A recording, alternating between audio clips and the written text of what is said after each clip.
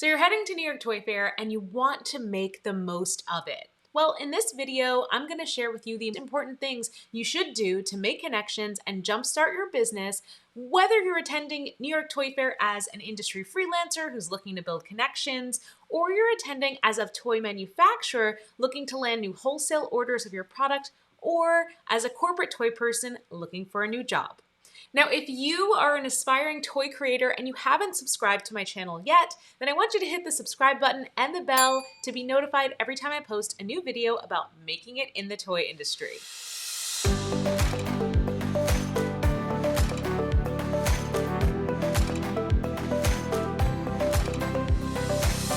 Now, stick around for a mega bonus tip at the end. My name is Azhelle Wade, aka The Toy Coach, and I've helped dozens of new creators break into the toy industry. I've helped creators get their first jobs in the toy industry through my referrals and mentorship, and I've helped entrepreneurs and inventors pitch their ideas to retail stores and toy companies like Hasbro, Mattel, Spin Master, and more. So let's get down to making the most out of New York Toy Fair. Let's say you are attending New York Toy Fair as an industry freelancer and you're looking to build connections. The number one thing you've got to have with you, business cards. Yep, I know. In 2023, we're thinking, why do we still need these business cards? They feel so passé. Aren't QR codes enough? But every toy industry trade show attendee collects business cards. Whether you like them or not, most attendees at toy trade shows collect these business cards and toss them into their badge holders. Usually we tuck them into our badge holder day after day, and then after the show, we do that one-by-one outreach to reconnect with the new people that we met. So what's important is that your business card makes it really clear how people can work with you. So if you're a freelancer, get some of your work on that business card. Sketches, final product. Don't make it too overwhelming, but think of it like a mini portfolio. Now, I don't want you to walk away from Toy Fair thinking you're going to get a job, but think about getting an opportunity. What kind of opportunity, Azhelle? So let's imagine. 1 month after New York Toy Fair, Azhelle is sitting at her desk, having already met you and thinking, man, I really need some help designing this new doll packaging. Didn't I meet someone at New York Toy Fair who was great with that? So Azhelle picks up her badge holder, shuffles through all of the business cards inside of it in search of that one packaging business card. Eventually, she picks up a card and perfect. I find exactly the card I was looking for. It says toy packaging, company name. I call them up and give them a new project. What you don't want to happen is that your card gets mixed up in the shuffle and you have a vague business card. One that maybe has your contact information but doesn't make it explicitly clear what you do and what you're best at. The last thing you want to happen is to have someone you met searching through all of the business cards they gathered at Toy Fair and thinking, what was the name of that packaging design company again? That freelancer that did amazing packaging? Can't remember. I'll just go with this person instead. Now, before we keep going, I want to know, have you ever attended New York Toy Fair before? If so, I'd love to hear your story in the comments below.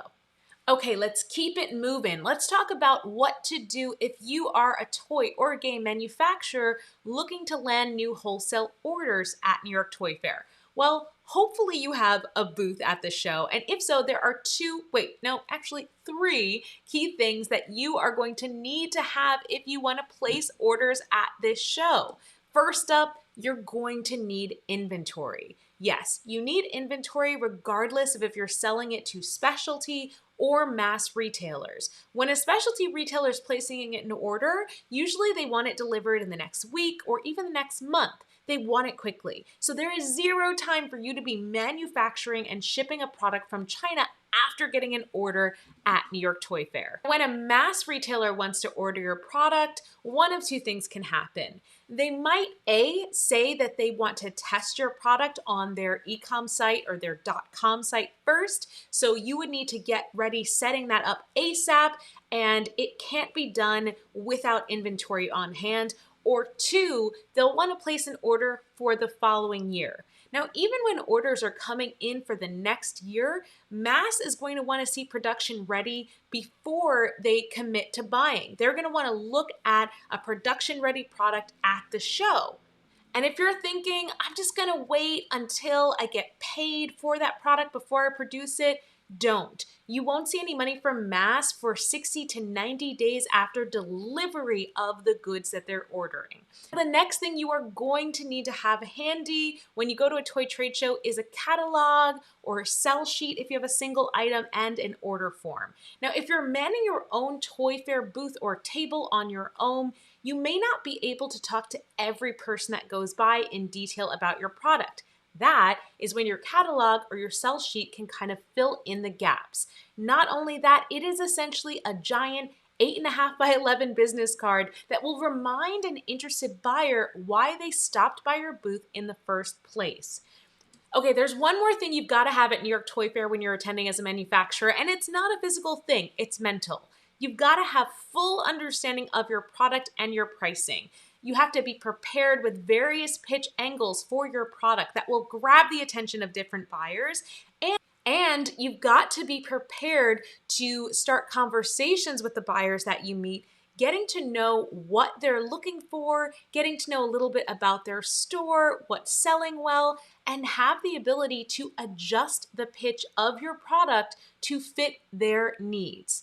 We want to make sure we're showing off our product in the best light. So first step is knowing everything about your product, everything about the pricing, so you can answer any questions they ask about package size, case pack size, inner pack size, where the warehouse is, and your delivery speed. Buyers do not like to waste their time, so be as ready as possible with that information at your fingertips. Again, make sure you don't second guess your pricing, know your show specials, and give off a positive vibe and energy that makes buyers excited and enjoy engaging with you. No one likes shopping when they're in a bad mood, so be that positive mood booster for your buyers as they're walking through the show. Okay, so what if you are attending New York Toy Fair as a corporate toy person who's just looking for a new job? If you're attending as that corporate toy person and you're planning to walk the floor and network, just know that's not actually the best time to network. On the floor, the days of the show, toy manufacturers are looking to make sales. They are focused on business, business, business. If you want to get in and do some networking, often the end of each workday will be the best time for that. So it's actually going to be more important for you as a corporate toy person are the networking events that are scheduled to happen after every day of the show and the educational sessions and talks that will happen throughout the show. At New York Toy Fair, you can find anywhere from 50 to 60 or more educational sessions, and those are great times to get to know who are the change makers in the toy industry, usually the people giving the talks, and then connecting with those people right after their talks, sharing your business card, but ideally collecting their business card so that you can follow up about potential opportunities. The people who are giving those talks either usually aren't manning a booth themselves or they have a team who is helping them man that booth. So they have the time to step away from the booth and engage in conversation that isn't necessarily about sales every second of the day. So those educational talks are a great way to meet people, learn from them, and then go up to them at the end of their talk and say, hey, I'm really a fan of your work, loved your talk. I am a designer or I am looking for a role in marketing.